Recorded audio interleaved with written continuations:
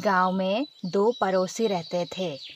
एक परिवार जो कि बहुत ही ज़्यादा गरीब थे, जिनके पास खाने के लिए भी खाना बहुत ही कम होता था, लेकिन फिर भी वो हमेशा खुश रहते और भोजन करने से पहले ईश्वर का शुक्रिया अदा करते उन्हें भोजन देने के लिए।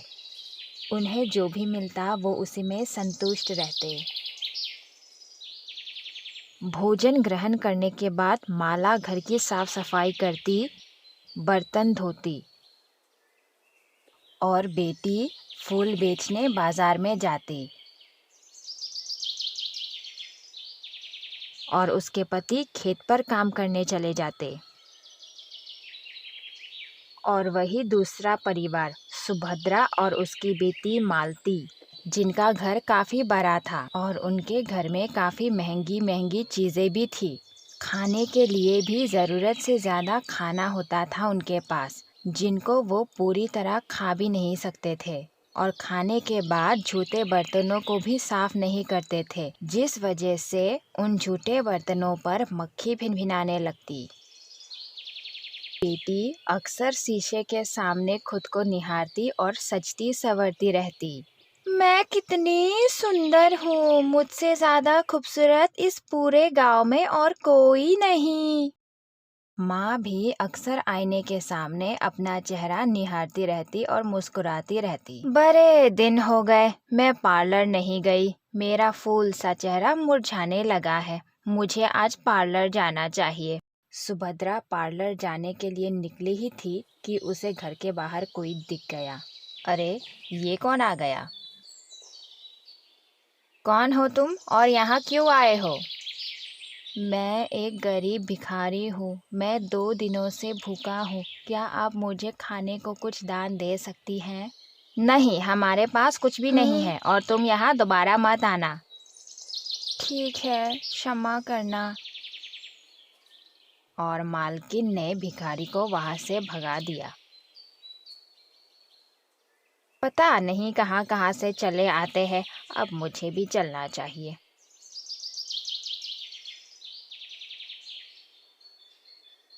वो भिखारी पास के गरीब परिवार के पास गया, कुछ दान मिलने की आशा से। क्या कोई है? क्या इस गरीब को कुछ दान में मिल सकता है? आवाज सुनकर माला घर के बाहर आई। क्या आपने हमें आवाज दी? जी, मैं 2 दिनों से भूखा हूँ, खाने की तलाश में भटक रहा हूँ, क्या आप मुझे कुछ खाने को दान में दे सकती हैं? जरा रुकिए, मैं अभी कुछ लेकर आती हूँ। माला खाना लेने अंदर गई। माला खाना लेकर बाहर आई। मेरे पास बस इतना ही भोजन शेष बचा है, उम्मीद है आपको इससे संतुष्टि मिले। इतना काफ़ी है मेरे लिए बेटी, भगवान तुम्हारा भला करे। गरीब भिखारी खाना लेकर वहाँ से चला गया और रात हो गई। गरीब परिवार इतना गरीब था कि उन्हें ज़मीन पर सोना पड़ता था। धनी परिवार के पास सारी सुख सुविधाएं मौजूद थी, इसलिए वो आराम से सोया करते थे। अगली सुबह रोज की तरह माला घर का काम कर रही थी। उसके पति खेत पर जाते और बेटी फूल बेचने के लिए बाजार जाती। कितने बेकार फूल हैं ये, मैं तो इन फूलों को कभी भी ना खरीदूं। सुभद्रा बुरा भला कहने के बाद वहां से चली गई। उसी दिन एक ब्राह्मण उस गांव से गुजर रहे थे और वो ब्राह्मण चलते चलते माला के घर के बाहर रुक गया और कुछ सोचने लगा। थोड़ी देर बाद माला भी घर पहुंच गई। आपको पहले कभी यहाँ नहीं देखा ब्राह्मण देव, क्या आप रास्ता भटक गए हैं? नहीं बेटी, मैं कुछ ही दिन पहले एक लंबी यात्रा से लौटा हूँ। मैं इस गांव के 5 घरों में भोजन का दान मांग चुका हूँ, लेकिन मुझे किसी ने कुछ भी नहीं दिया। क्या तुम मुझे कुछ दान में दे सकती हो? जरूर ब्राह्मण देव, ये तो मेरा सौभाग्य है कि एक भूखे यात्री को मैं भोजन करा पा रही हूँ। आप जरा यही रुकिए, मैं अभी कुछ भोजन का प्रबंध करके आती हूँ। ठीक है बेटी। ब्राह्मण घर के बाहर बैठ गया और इंतजार करने लगा और माला भी कुछ ही देर में भोजन लेकर बाहर आ गई। आप शुरू कीजिए ब्राह्मण देव। ब्राह्मण ने भोजन करना शुरू कर दिया और भोजन करने के बाद उन्होंने कहा, तुम बहुत नेक विचारों वाली हो बेटी। मैं तुम्हें एक आशीर्वाद देता हूँ। कल सुबह सूर्य के पूरी तरह से उदय होने से पहले तुम सूर्य देव को देखते हुए सूर्य देव से 2 इच्छाएं मांगना।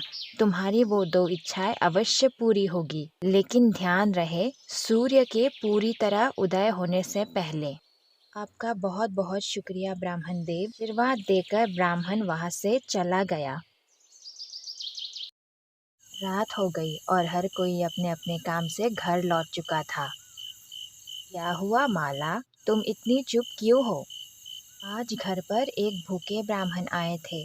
मैंने उन्हें भोजन कराया था, इसलिए उन्होंने प्रसन्न होकर मुझे आशीर्वाद दिया। कल सुबह सूर्य के पूरी तरह उदय होने से पहले मुझे सूर्य देव को देखते हुए 2 इच्छाएं मांगनी है, लेकिन मैं क्या मांगूं मुझे तो कुछ समझ में ही नहीं आ रहा। ये तो बहुत अच्छी बात है माला, हमें कुछ राशन मांगने चाहिए। इस साल हमारी फसल ज्यादा अच्छी नहीं आई, हमें मदद मिल जाएगी गुजारा करने के लिए। हाँ, और एक गाय भी, हम उसका दूध बेचकर थोड़ा सा धन भी इकट्ठा कर सकते हैं।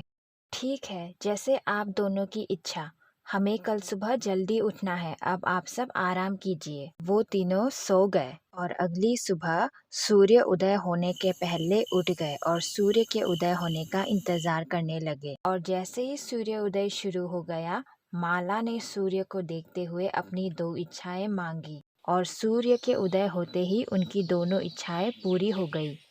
उनके पास गाय आ गई और घर के अंदर ढेर सारा राशन जमा हो गया और साथ ही कुछ सोने और पैसे भी, जो कि माला ने नहीं मांगी थी। अरे वाह, हमारी नई गाय, वो कितनी सुंदर है। हमें घर चलकर देखना चाहिए, शायद राशन भी आ गया। वो खुशी खुशी घर के अंदर चले गए राशन देखने और जैसे ही ढेर सारा राशन देखा वो बहुत खुश हो गए। ये तो सोना है और पैसे, राशन के साथ हमें पैसे भी मिले। हाँ, अब हम भी धनी हो गए। लगता है सूर्यदेव को माला की नेकदिली बहुत पसंद आई, इसलिए उन्होंने हमें खुश होकर सोने और पैसे भी दे दिए बिना मांगे। अब आप दोनों को मैं हर रोज अच्छा खाना बनाकर खिला सकूंगी। राशन और धन पाने के बाद वो बहुत खुश रहने लगे और कुछ दिन ऐसे ही बीता। एक दिन मालती बाजार घूमने गई। अरे, यह तो हमारी गरीब पड़ोसन फूल बेचा करती थी, लगता है वो आज नहीं आई। वो अब गरीब नहीं रहे, अब वो फूल नहीं बेचती, वो धनी हो गए हैं। क्या आपने कुछ कहा? हाँ, तुम जिनके बारे में बात कर रही हो वो अब गरीब नहीं रहे, अब वो भी धनी बन गए हैं। कुछ दिन पहले उनके यहाँ एक गरीब ब्राह्मण आया था। वो बहुत भूखा था। माला ने उसको खाना खिलाया। ब्राह्मण ने खुश होकर उन्हें आशीर्वाद दिया धनी होने का। अब वो बहुत धनी हो गए हैं, इसलिए वो फूल बेचने नहीं आती। क्या? ये बात तो मुझे मम्मी को बतानी होगी। मालती सीधा अपने माँ के पास गई। मेरे पास तो काफी पैसे हैं, मुझे इन पैसों से कुछ जेवर खरीद लेना चाहिए। माँ, माँ, माँ, बहुत बुरा हुआ माँ। क्या हुआ? क्यों परेशान कर रही हो मुझे? बात ही कुछ ऐसी है माँ, हमारे गरीब पड़ोसन हमसे भी ज्यादा धनी हो गए हैं। उन्होंने एक भिखारी ब्राह्मण को खाना खिलाया था और वो ब्राह्मण ने खुश होकर उन्हें धनी होने का आशीर्वाद दिया। मैं अपनी आंखों से देखकर आई हूँ माँ, वो गरीब लड़की अब फूल भी नहीं बेचने जाती। मैं सोच ही रही थी कि उनके पास नई गाय कहाँ से आई। क्या? नई गाय?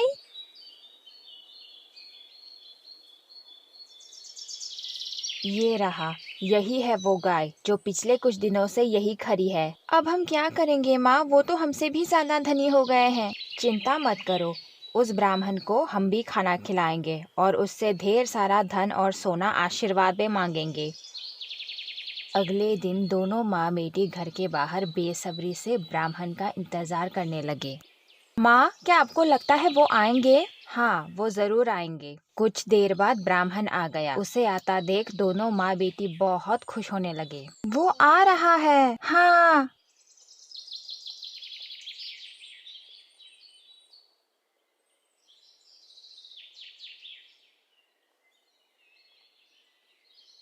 ब्राह्मण जी, लगता है आप बहुत लंबी यात्रा से आए हैं। आपको बहुत भूख लगी होगी ना? आइए आइए।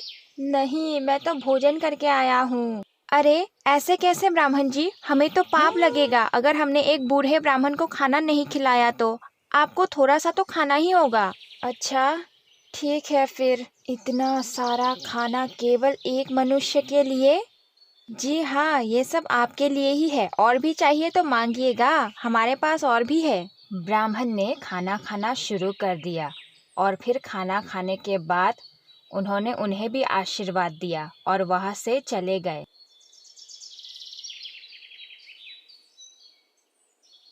अब हम पहले से भी ज्यादा धनी हो जाएंगे, माँ।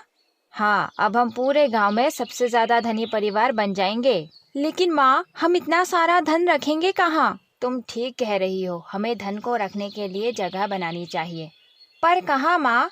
हमारे घर के पीछे। हमें खुदाई शुरू कर देनी चाहिए कल सुबह के सूरज निकलने से पहले, ताकि हम धन वहाँ छुपा सके। ठीक है माँ। दोनों माँ बेटी ने मिलके खुदाई शुरू कर दी। खुदाई करते करते रात हो गई।